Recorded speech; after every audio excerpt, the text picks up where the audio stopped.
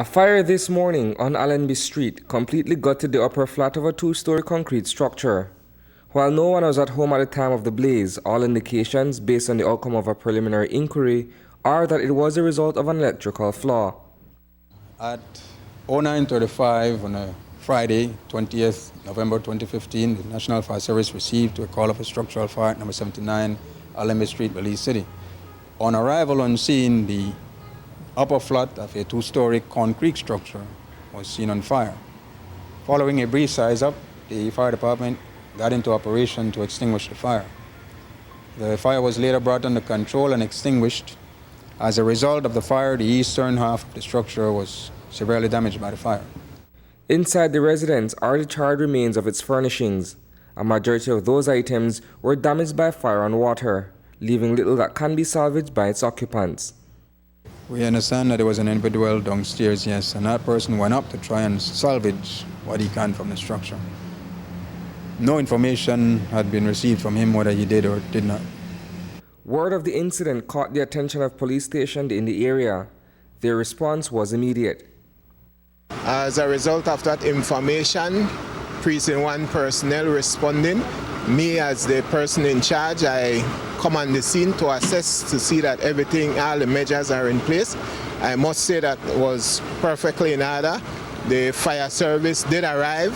They were able to contain the fire after at least about half an hour. And I must say that so far it is the way it is. The property was not covered for damages and is said to have been occupied by two persons. They left earlier this morning to get on with their business. The call of a fire came 2 hours later. Preliminary investigation revealed that the fire originated in the room on the northeast section of the structure. It originated on a bed.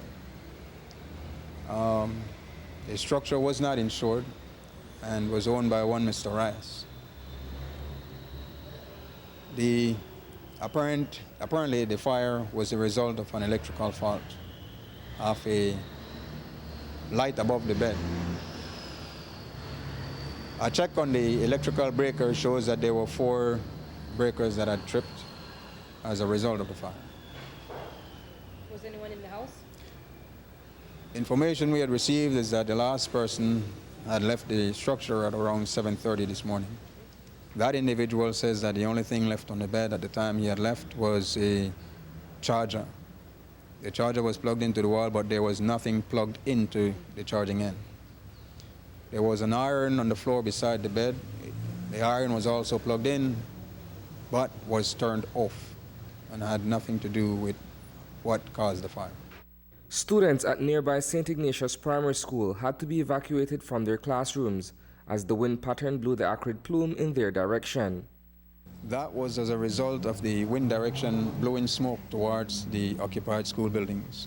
As a result of that, they had to evacuate that building. So everything was damaged. I'm not sure if you can give an estimate. I mean, you're not. I can't give an estimate, no. You will need somebody who would do an assessment of the structure to give an estimated value as to the extent of damage pertaining to cost. Reporting for News 5, I am Isani Cayetano.